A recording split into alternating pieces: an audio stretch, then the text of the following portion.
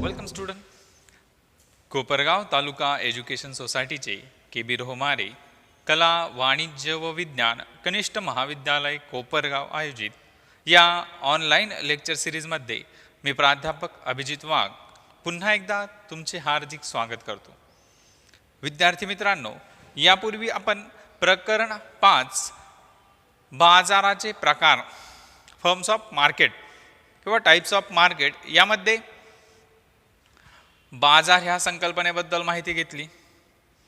त्यानंतर बाजाराचे जे स्थळानुसार आणि काळानुसार प्रकार पडतात, प्लेस अँड टाइम. स्थळानुसार बाजाराचे 3 प्रकार पाहिले आपण. लोकल मार्केट, त्याला आपण स्थानिक बाजार म्हणतो. काही लोकल स्वरूपाचा बाजार असतो हा, जिथे प्रोडक्शन होतं तिथेच त्याचा सेल होतो. त्यानंतर दुसरा देशांतर्गत मार्केट, देशातल्या देशात असणारं मार्केट, देशातील नियम व अटी त्याला लागू असतात. मग त्यामध्ये आपण सुरतचं उदाहरण घेतलं. त्यानंतर पुढे पाहिलं होतं आपण आंतरराष्ट्रीय बाजार, जो आंतरराष्ट्रीय स्वरूपाचा असतो. जगाच्या कुठल्याही ठिकाणी तुम्ही व्यापार करू शकतात. हा येतो आंतरराष्ट्रीय बाजाराचा प्रकार. हे आहे ठिकाणानुसार बाजाराचे प्रकार. त्यानंतर पुढे आपण पाहिलं होतं वेळेनुसार बाजाराचे प्रकार. तर सर्वात पहिला प्रकार पाहिला होता, त्यामध्ये आपण अत्यल्प काळ, खूप लहान कालावधी ज्यामध्ये पुरवठा बदलणे शक्यच नसते, असा हा अत्यल्प काळ जो आहे काही दिवसांचा किंवा आठवड्यांचा असतो, तो असतो अत्यल्प काळ. त्यानंतर पुढे पाहिला होता आपण अल्पकाळ, 1 वर्ष किंवा त्यापेक्षा कमी कालावधीचा काळ. याच्यामध्ये उत्पादनाचे बदलते घटक बदलणं शक्य असतं. त्यानंतर पुढचा होता दीर्घकाळ, 5 वर्षापर्यंतचा काळ असतो. यात उत्पादनाचे जे बदलते घटक आहे त्यात बदल करता येतो आणि उत्पादन खर्चात बदल करून उत्पादनामध्ये बदल केला जातो. आणि शेवट नंबर होता त्याच्यामध्ये अति दीर्घकाळ, हा 5 वर्षापेक्षा जास्त कालावधीचा काळ असतो. यामध्ये उत्पादनाचे स्थिर घटक आणि उत्पादनाचे बदलते घटक अशा दोन्ही घटकांमध्ये बदल करून पुरवठ्यामध्ये बदल घडवून आणणे शक्य असतं. तर अशा प्रकारे स्थळानुसार बाजाराचे 3 प्रकार, स्थानिक, देशांतर्गत आणि आंतरराष्ट्रीय. तर काळानुसार किंवा वेळेनुसार बाजाराचे 4 प्रकार, अत्यल्पकाळ, अल्पकाळ, दीर्घकाळ आणि अतिदीर्घकाळ, हे आपण पाहिले होते. आता आपल्याला इथे बाजाराचा खरा प्रकार, की जो बाजारातील ग्राहक आणि विक्रेते यांच्यातील कॉम्पिटिशन किंवा स्पर्धेमुळे अस्तित्वात आलेला असतो, त्या संदर्भात माहिती घ्यायची आहे. पहा की ग्राहक व विक्रेते यांच्यातील स्पर्धा हा बाजार वर्गीकरणाचा सर्वात महत्त्वाचा निष्कर्ष किंवा निकष आहे. कॉम्पिटिशन, स्पर्धा असते पहा विक्रेत्यांमध्ये. आता विक्रेत्यांमध्ये स्पर्धा असताना पहा सेल्स मॅक्झिमायझेशन, विक्रीचं महत्तमीकरण करणे हा एक विक्रेत्याचा उद्देश असतो, किंवा प्रॉफिट मॅक्झिमायझेशन, नफ्याचे महत्तमीकरण करणे.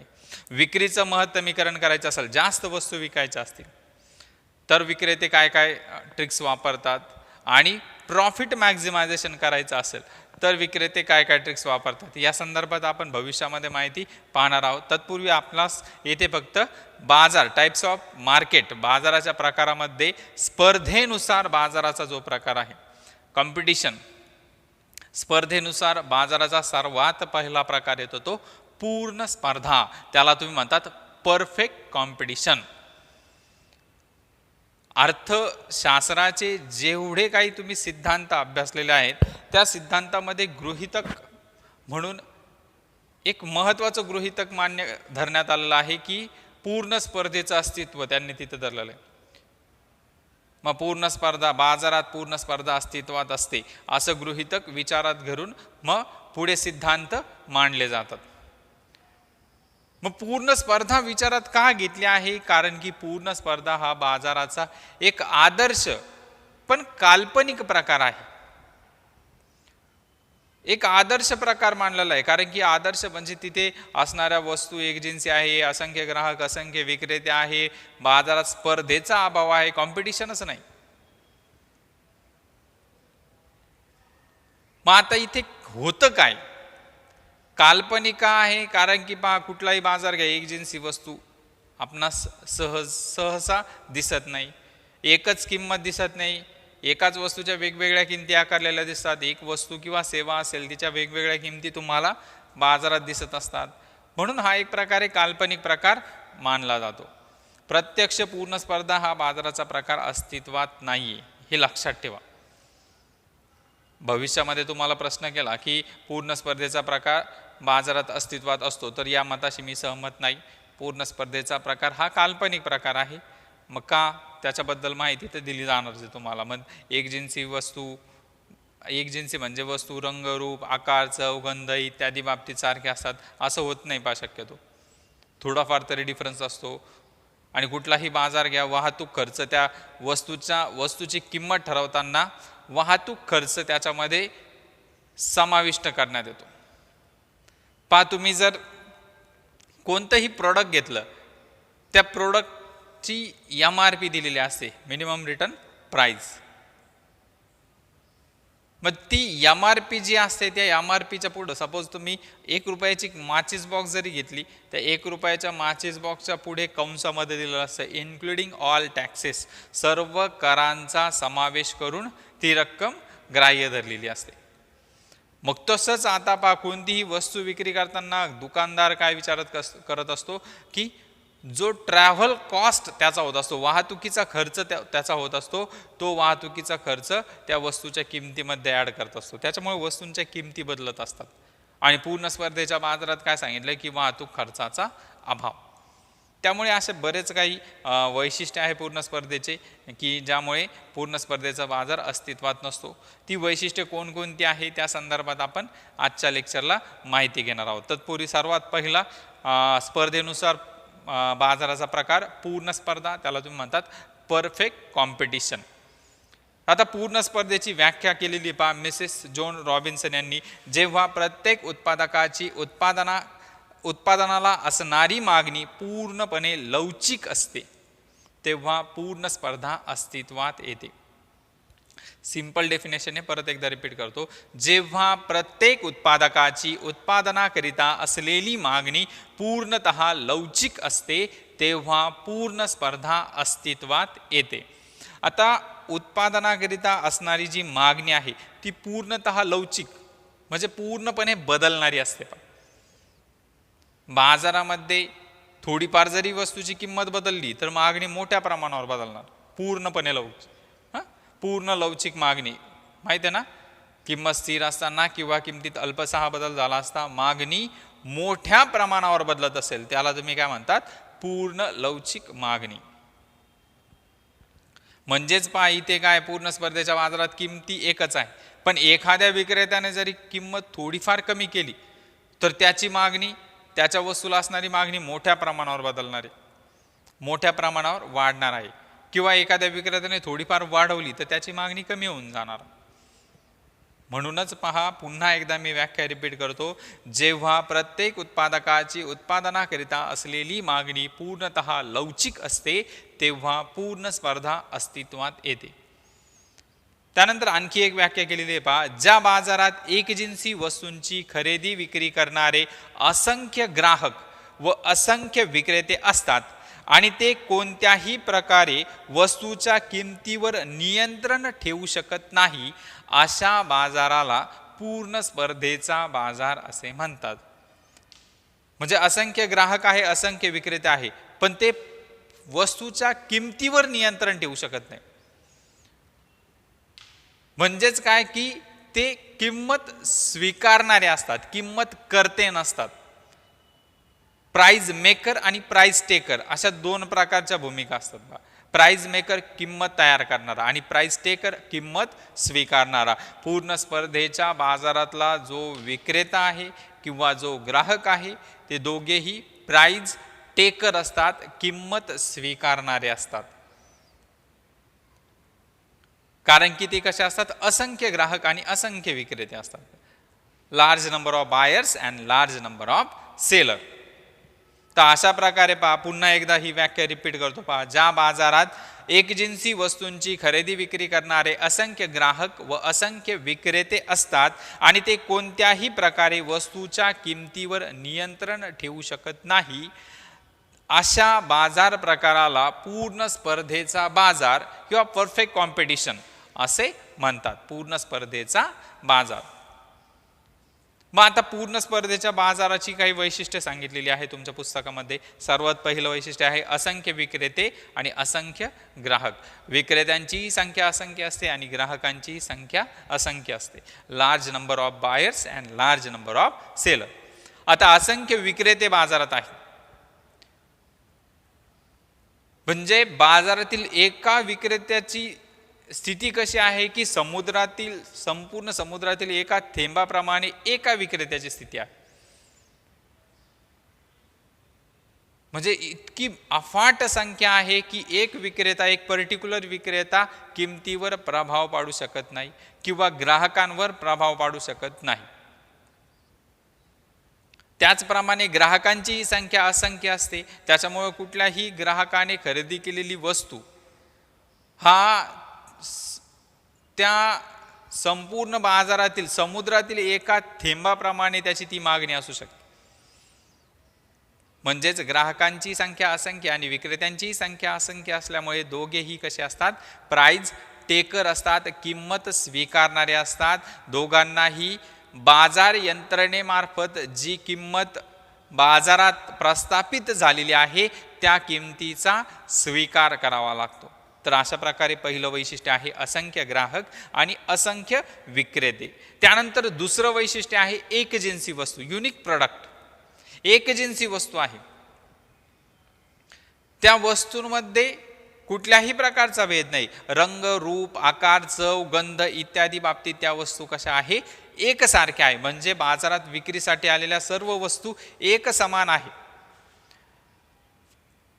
त्यामुळे कुठल्याही एका विक्रेत्याने जर वस्तूची किंमत कमी केली तर नक्कीच त्या विक्रेत्याकडे जास्त ग्राहक आकर्षित होणार आहे. पण किंमत कमी केल्यामुळे त्याला नक्कीच तोटा होईल. म्हणूनच बाजाराची किंमत ही मागणी आणि पुरवठ्याच्या साहाय्याने प्रस्थापित झालेली समतोल किंमत असणार आहे. आणि त्यापेक्षा कमी किमतीला जर प्रोडक्शन विकलं तर नक्कीच विक्रेत्याला काय होणार असतो, तोटा होणार असतो. आणि जर वस्तू सर्व एकजिन्सी असतील तर त्यांच्या किमतीमध्ये भेद असणं शक्य होणार नाही. त्यानंतर पुढे आहे पहा मुक्त प्रवेश आणि मुक्त निर्गमन. जर तुम्हाला बाजारात नफ्याची अपेक्षा असेल, बाजारात एखादी वस्तू विकून तुम्हाला फायदा मिळतोय अशी तुमची अपेक्षा असेल तर तुम्ही बाजारात विक्रीसाठी जाल, म्हणजेच बाजारात प्रवेश करणार. फ्री एंट्री आहे. आणि तुम्हाला असं वाटलं की बाजारात वस्तू विकून तुम्हाला फायदा होत नाही, तोटा होत आहे, मग अशा वेळेस तुम्ही तुमच्या वस्तू घेऊन बाजारामधनं एक्झिट व्हाल. म्हणजे free entry and free exit, मुक्त प्रवेश आणि मुक्त निर्गमन. त्यानंतर पुढे आहे पहा एकच किंमत. आता जर वस्तू एकसारख्या असतील, वस्तू सर्व रंग, रूप, आकार, चव, गंध या बाबतीत एक समान असतील तर त्यांच्या किमतीमध्ये भेद असणं शक्य आहे का? नाही. म्हणजे वस्तूंची प्राइस पण कशी आहे, युनिक प्राइस, एकच किंमत आहे. किंमत भेद येथे अस्तित्वात नाही.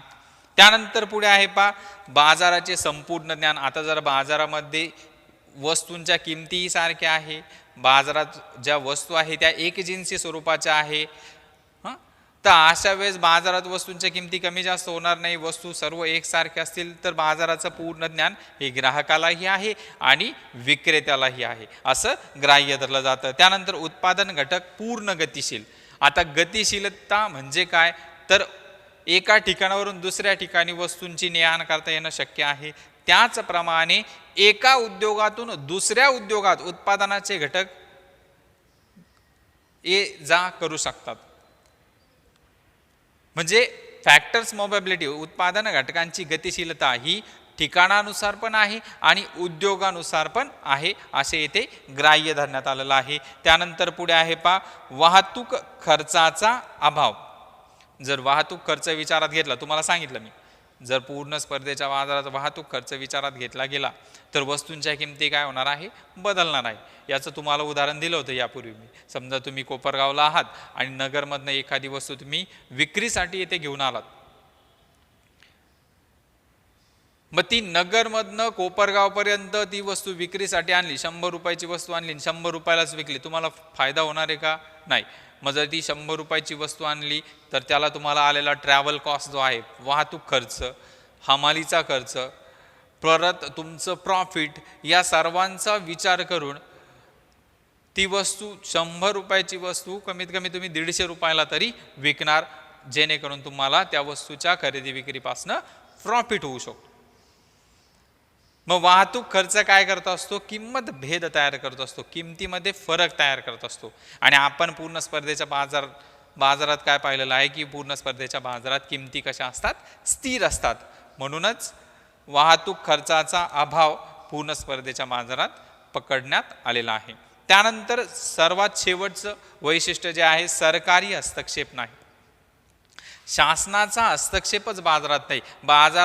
बाजारात किंमत प्रस्थापित करण्यासाठी शासनाची भूमिका नाहीये. बाजारातली किंमत ही एकूण मागणी आणि एकूण पुरवठा जो आहे, ॲग्रिगेट डिमांड आणि ॲग्रिगेट सप्लाय यांच्या सहाय्याने, यांच्या समतोलातून समतोल किंमत प्रस्थापित झालेली आहे, जी बाजार यंत्रणेच्या सहाय्याने प्रस्थापित झालेली आहे.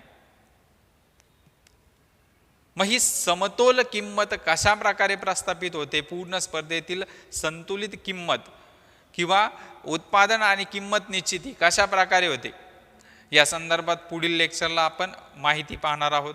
तत्पूर्वी पहा, पूर्ण स्पर्धेची वैशिष्ट्ये आपण पाहिली, 8 वैशिष्ट्ये पाहिली आपण. असंख्य ग्राहक, असंख्य विक्रेते, एकजिन्सी वस्तू, त्यानंतर मुक्त प्रवेश, मुक्त निर्गमन, एकच किंमत, त्यानंतर बाजाराचे संपूर्ण ज्ञान, उत्पादन घटकांची पूर्ण गतिशीलता, वाहतूक खर्चाचा अभाव आणि सरकारी हस्तक्षेप नाही. निरहस्तक्षेपाचं धोरण विचारात घेतलंय.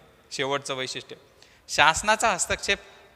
शासन हस्तक्षेप कशासाठी, किंमत प्राइस डिटरमाइन करण्यासाठी हस्तक्षेप करत असतं, किंमत निश्चिती करण्यासाठी. पण पूर्ण स्पर्धेच्या बाजारात किमती या बाजार यंत्रणेमार्फत, किंमत ही मार्केट मेकॅनिझम, बाजार यंत्रणा याच्या सहाय्याने निश्चित होत असते. मग अशा प्रकारे आपण पूर्ण स्पर्धेच्या बाजाराचे जो स्पर्धेनुसार प्रकार आहे पूर्ण स्पर्धेचा बाजार, त्याची वैशिष्ट्ये पाहिली. तुम्हाला 5 मार्कासाठी प्रश्न येतो, पूर्ण स्पर्धेची व्याख्या सांगून पूर्ण स्पर्धेची वैशिष्ट्ये स्पष्ट करा.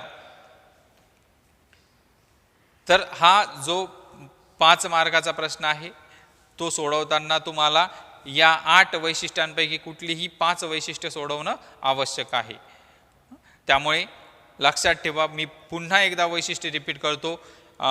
असंख्य ग्राहक, असंख्य विक्रेते, एकजिन्सी वस्तू, मुक्त प्रवेश, मुक्त निर्गमन, एकच किंमत, बाजाराचे संपूर्ण ज्ञान, त्याच्यानंतर उत्पादन घटकांची पूर्ण गतिशीलता, वाहतूक खर्चाचा अभाव आणि 8 नंबर आहे सरकारचे हस्तक्षेप नाही, म्हणजेच निरहस्तक्षेपाचे धोरण.